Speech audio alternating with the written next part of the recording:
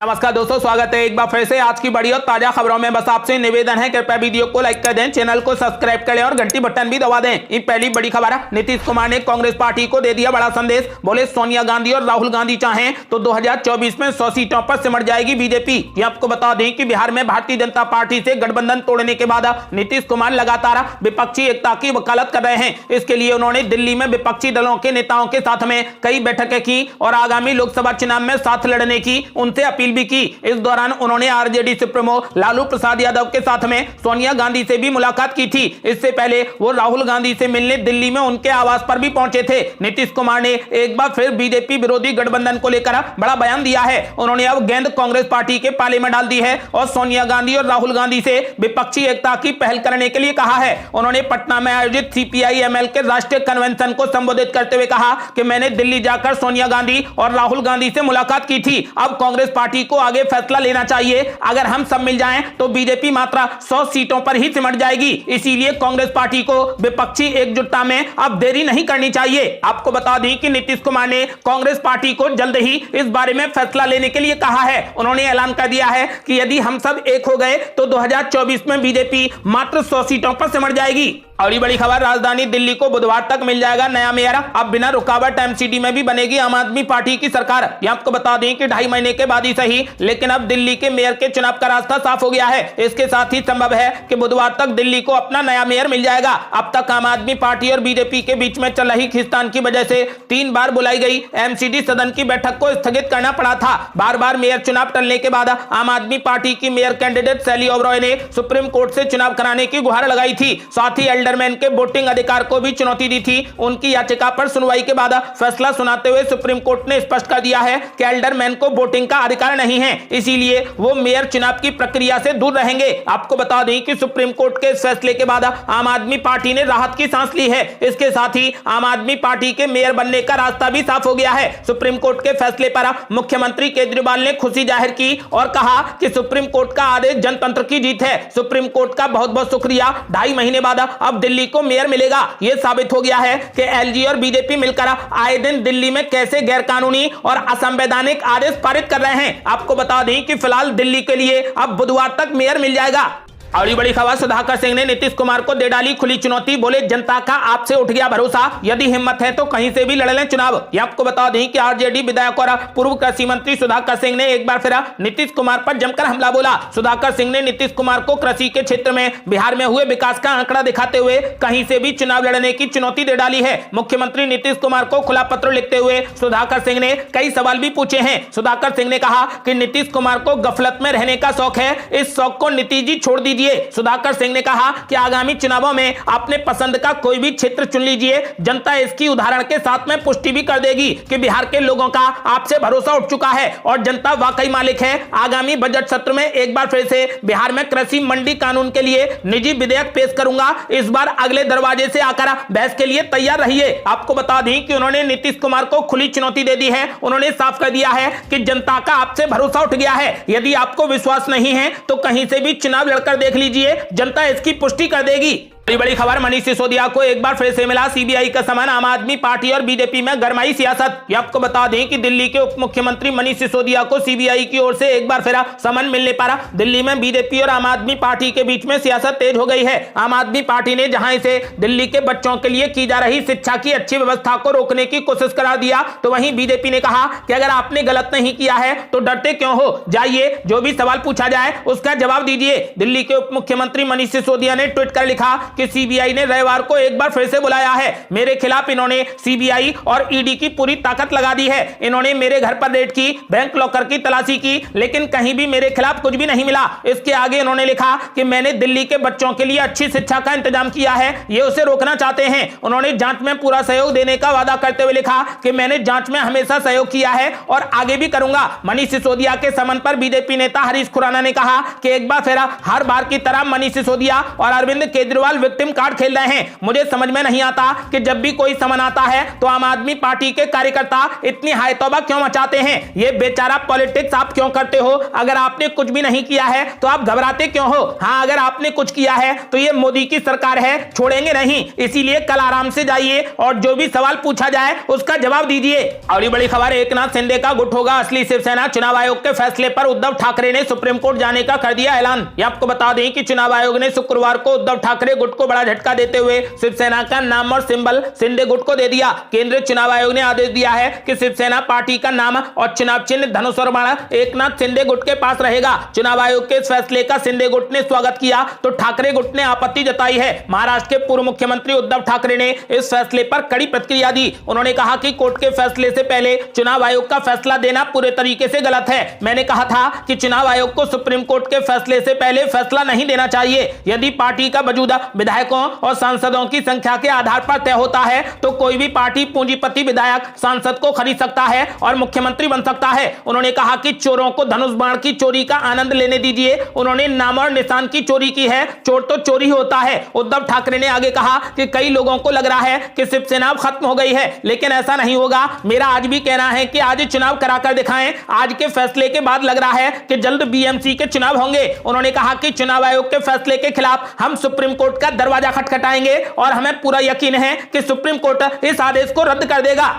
अगली बड़ी खबर, चुनाव आयोग पर जमकर भड़के संजय राउत, बोले बदले की भावना से शिवसेना को खत्म करने की हो रही कोशिश। ये आपको बता दें कि चुनाव आयोग द्वारा शुक्रवार को मुख्यमंत्री एकनाथ शिंदे गुट को असली शिवसेना बताए जाने पर उद्धव गुट के सांसद संजय राउत जमकर भड़के। संजय राउत ने चुनाव आयोग के फैसले को गलत बताते हुए जमकर निशाना साधा। संजय राउत ने कहा कि एकनाथ शिंदे गुट को असली शिवसेना के तौर पर मान्यता देने का निर्वाचन आयोग का फैसला लोकतंत्र की हत्या है। इसके खिलाफ उनकी पार्टी लोगों के पास जाएगी। संजय राउत ने आगे कहा कि आयोग का यह फैसला राजनीतिक हिंसा का काम है। उसका उद्देश्य डर बदले की भावना से शिवसेना को खत्म करना है। उन्होंने यह भी कहा कि सभी राजनीतिक दलों को चुनाव प्रहरी से राजनीतिक दल की परिभाषा पूछने की जरूरत है। संजय राउत ने महाराष्ट्र के सिंधुदुर्ग जिले के कंकवाली में पत्रकारों से कहा कि चुनाव आयोग का आदेश शिवसेना को खत्म करने के लिए एक तरीके की राजनीतिक हिंसा है। यह डर और बदले की भावना से किया गया है। बड़ी बड़ी खबर, दिल्ली मेयर को लेकर सुप्रीम कोर्ट ने सुनाया बड़ा फैसला, जल्द जारी होगा नोटिफिकेशन। आम आदमी पार्टी ने मांगा एलजी का इस्तीफा। ये आपको बता दें कि दिल्ली नगर निगम के मेयर चुनाव का रास्ता साफ हो गया है। सुप्रीम कोर्ट ने शुक्रवार को आम आदमी पार्टी को बड़ी राहत देते हुए कहा कि चुनाव में मनोनीत सदस्य वोट नहीं करेंगे और 24 घंटे के भीतर चुनाव को लेकर नोटिस भी जारी किया जाए। आम आदमी पार्टी ने चुनाव जल्द कराने और मनोनीत सदस्यों के मतदान के खिलाफ सुप्रीम कोर्ट का दरवाजा खटखटाया था। कोर्ट के आदेश पर आम आदमी पार्टी ने कहा कि यह उसकी जीत है और सुप्रीम कोर्ट में लोगों का भरोसा बढ़ा है। आम आदमी पार्टी ने कहा कि यह उसकी संवैधानिक जीत है। सुप्रीम कोर्ट के फैसले से साबित हो गया है कि एलजी झूठे और बेईमान आदमी हैं, उन्हें इस्तीफा दे देना चाहिए। आम आदमी पार्टी नेता दुर्गेश पाठक ने कहा कि हम सुप्रीम कोर्ट के आभारी हैं। दिल्ली मेयर चुनाव पर अदालत का फैसला बीजेपी के चेहरे पर एक तमाचा है। दिल्ली के डिप्टी सीएम मनीष सिसोदिया ने कहा कि सुप्रीम कोर्ट के आदेश से यह साफ है कि एलजी साहब लगातार संविधान और सुप्रीम कोर्ट के आदेशों का उल्लंघन करके दिल्ली वालों को काम से रोकते हैं और लोगों के लिए परेशानियां खड़ा करते हैं। संविधान को न मानने वाले एलजी साहब को तुरंत अपने पद से इस्तीफा देना चाहिए। और ये बड़ी खबर, शिवसेना धनुष बाण छीनने के बाद उद्धव ठाकरे ने पीएम मोदी पर बोला जबरदस्त हमला। बोले पीएम मोदी लाल किले से कहें कि लोकतंत्र खत्म हो गया। ये आपको बता दें कि शिवसेना धनुष बाण के छीनने के बाद उद्धव ठाकरे ने प्रेस कॉन्फ्रेंस कर अपनी प्रतिक्रिया दी। इस बार उन्होंने बीजेपी पर निशाना साधा। उद्धव ठाकरे ने आलोचना की कि पीएम नरेंद्र मोदी को लाल किले से कहना चाहिए कि लोकतंत्र खत्म हो गया है। इसके अलावा उद्धव ठाकरे ने यह भी ऐलान किया है कि वे चुनाव आयोग के फैसले के खिलाफ सुप्रीम कोर्ट जाएंगे। एबीपी मांझा में छपी खबर के अनुसार उद्धव ठाकरे ने कहा कि लोकतंत्र की दृष्टि से चुनाव आयोग का यह परिणाम बेहद खतरनाक है। आजादी के अमृत महोत्सव के मौके पर पीएम नरेंद्र मोदी को लाल किले से यह घोषणा करनी चाहिए कि आजादी के 75 साल पूरे हो गए हैं। मोदी को घोषणा करनी चाहिए कि लोकतंत्र को सम्मान देकर निरंकुशता शुरू हो गई है। न्यायपालिका कैसे दबाव में आएगी, इसके कई उदाहरण हमने देखे हैं। आज का फैसला बेहद अप्रत्याशित है। उन्होंने पीएम मोदी पर हमला बोलते हुए कहा कि पीएम नरेंद्र मोदी को लाल किले से कहना चाहिए कि लोकतंत्र खत्म हो गया है।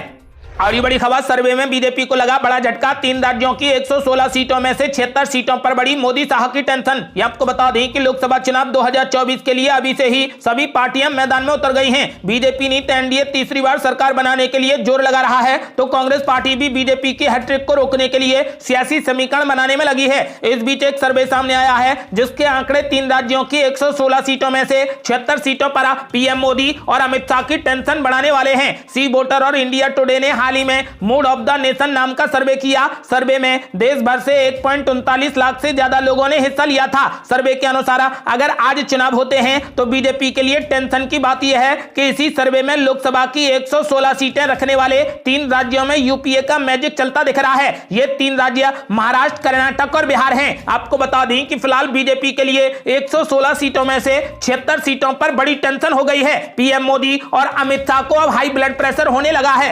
अगली बड़ी खबर, मेघालय में इस बार हो रहा चतुष्कोणीय मुकाबला। मैदान में कुल 375 उम्मीदवार, एनपीपी ने उतारे 57 उम्मीदवार। यहां आपको बता दें कि सत्तारूढ़ नेशनल पीपुल्स पार्टी यानी एनपीपी के साथ में गठबंधन वाली सरकार में शामिल भाजपा के सभी सीटों पर चुनाव लड़ने की घोषणा के बाद इस बार मेघालय में चतुष्कोणीय मुकाबला देखने को मिल रहा है। यहाँ पर विधानसभा की 60 सीटें हैं। मतदान 27 फरवरी को होना है। अब 36 महिलाओं सहित कुल 375 उम्मीदवार चुनावी मैदान में है। भाजपा ने सभी 60 सीटों पर अपने उम्मीदवार उतारे हैं, जबकि एनपीपी ने 57 सीटों पर प्रत्याशी खड़े किए हैं। तो कांग्रेस पार्टी ने 60 और टीएमसी ने मुख्यमंत्री पद के लिए मुकुल संगमा को चेहरा बनाकर 56 सीटों पर उम्मीदवार उतारे हैं। आपको बता दें कि फिलहाल राज्य में 27 फरवरी को मतदान होगा और नतीजे 2 मार्च को घोषित होंगे। अगली बड़ी खबर, कांग्रेस नेता पी चिदंबरम ने मोदी सरकार को दे डाली कड़ी चेतावनी। बोले, मुझे नहीं पता था कि सरकार इतनी कमजोर है। यह आपको बता दें कि कांग्रेस के वरिष्ठ नेता पी चिदंबरम ने केंद्र की मोदी सरकार पर जबरदस्त हमला बोला। उन्होंने कई ट्वीट कर जॉर्ज सोरोस मामले पर केंद्र सरकार को घेरा और सरकार पर एक 92 साल के बुजुर्ग विदेशी उद्योगपति से डरने का आरोप लगाया। पी चिदंबरम ने ट्वीट करते हुए लिखा कि जॉर्ज सोरोस ने पहले जो कहा था, जो अब कहा, वो उनमें से अधिकतर बातों से सहमत नहीं है, लेकिन उनके बयान को लोकतांत्रिक रूप से चुनी हुई सरकार को गिराने की कोशिश बताना बिल्कुल बचकाना बयान है। बता दें कि गुरुवार को म्यूनिख सुरक्षा सम्मेलन में अपने संबोधन में जॉर्ज सोरोस ने कहा कि गौतम अडानी मामले की वजह से पीएम नरेंद्र मोदी कमजोर होंगे और इससे देश में लोकतंत्र बहाल होने के रास्ते खुलेंगे। जिसके बाद बीजेपी ने प्रेस कॉन्फ्रेंस करा जॉर्ज सोरोस के बयान को सरकार गिराने की साजिश होने का आरोप लगाया था। इस पर ट्वीट करते हुए पी चिदंबरम ने कहा कि भारत के लोग तय करेंगे कि भारत में किसकी सरकार बनेगी और कौन सरकार से बाहर होगा। मुझे नहीं पता था कि मोदी सरकार इतनी कमजोर है कि एक 92 साल के विदेशी बुजुर्ग उद्योगपति के बयान से यह सरकार गिर सकती है। अगली बड़ी खबर, कर्नाटक में बीजेपी सरकार के खिलाफ कान पर फूल लगाकर घूम रहे कांग्रेसी बीजेपी का कर रहे विरोध। यह आपको बता दें कि कर्नाटक में विधानसभा चुनाव को लेकर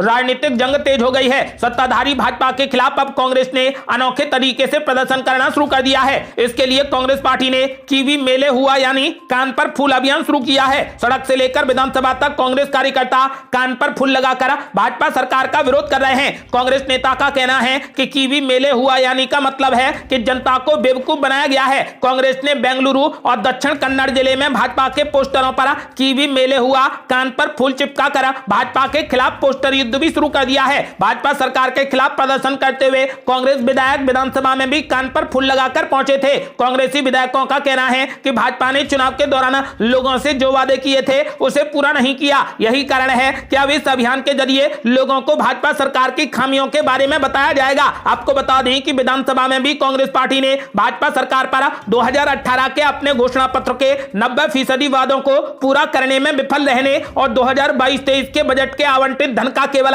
56% उपयोग करने के लिए निशाना साधा। विधानसभा में कांग्रेस विधायक दल के नेता सिद्धारमैया, कांग्रेस के प्रदेश अध्यक्ष डीके शिव कुमार और अन्य कांग्रेस विधायकों ने अपने कानों पर फूल रखकर आरोप लगाया कि बीजेपी लोगों का फूल बना रही है। कांग्रेस पार्टी ने अब सड़कों पर उतरकर कीवी मेले हुआ अभियान को तेज कर दिया है। अगली बड़ी खबर, 22 फरवरी को मेयर चुनाव करवाना चाहते हैं मुख्यमंत्री अरविंद केजरीवाल। सुप्रीम कोर्ट के आदेश के बाद एलजी से की सिफारिश। यहां आपको बता दें कि देश की राजधानी दिल्ली में मेयर, डिप्टी मेयर और स्टैंडिंग कमेटी का चुनाव 3 बार टल चुका है, जिसे लेकर दिल्ली के मुख्यमंत्री अरविंद केजरीवाल ने शनिवार को कहा कि उन्होंने लेफ्टिनेंट गवर्नर वीके सक्सेना के 3 असफल प्रयासों के बाद 22 फरवरी को मेयर चुनाव कराने की सिफारिश की है। सुप्रीम कोर्ट ने शुक्रवार को एमसीडी को 24 घंटे के भीतर चुनाव के लिए नोटिस जारी करने को कहा था। आपको बता दें कि ऐसा माना जा रहा है कि 22 फरवरी को दिल्ली को नया मेयर मिल जाएगा। ये थी अब तक की बेहद बड़ी खबरें। आपका क्या मानना है? क्या 2024 में बीजेपी के खिलाफ माहौल विपक्ष बना पाएगा? अपनी राय हमें वीडियो लाइक कर कमेंट बॉक्स में जरूर दें। ऐसी ही ताजा